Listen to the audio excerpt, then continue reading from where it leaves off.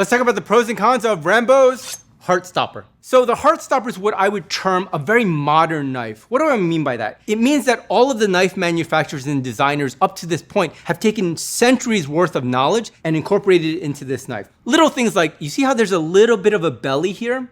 That little bit of a belly means that not only is the Heartstopper great for stabbing, it is great for slashing. And the thickness of the spine increases so much of its puncturing power. As we see in Rambo itself, when Rambo dispatches someone by removing his heart.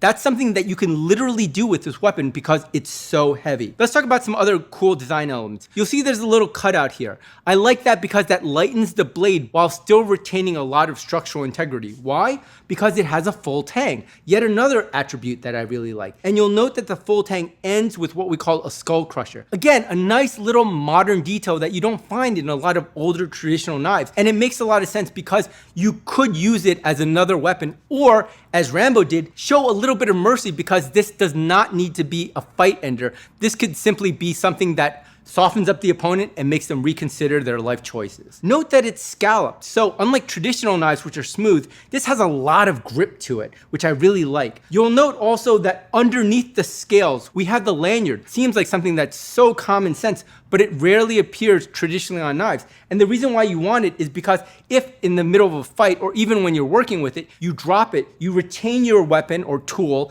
and recapture it. Now, I really would have liked to see Rambo use it in the film, but you can't always get what you want. Another detail is this sub-hilt design. It helps with drawing it out. On the sheath, there's also a lot of really cool details with that as well. You'll note that it sits really low on my leg, and that makes sense. Larger knives that sit high mean that you have to pull it out from the sheath very awkwardly before you can point it towards your enemy. Here, because it sits so low and because it has this sub-hilt, I can pull it out quickly. But no weapon is perfect. There are some drawbacks to this weapon. Number one is it's heavy. I'm not really sure that you can hold this for that long unless you're built like Rambo. Another problem is the sub-hilt. I know that we said it was a pro. It's also a con. Why? Because it limits your grips. Notice that I can draw it easily out in a traditional saber grip. However, if I wanted to draw it out in an ice pick grip, you'll note that I can't because of that sub-hilt. My hand is hitting against it. Pretty much I can only grip it in a saber grip. Overall though, compared to all of the knives that Rambo has used, this one is probably my favorite.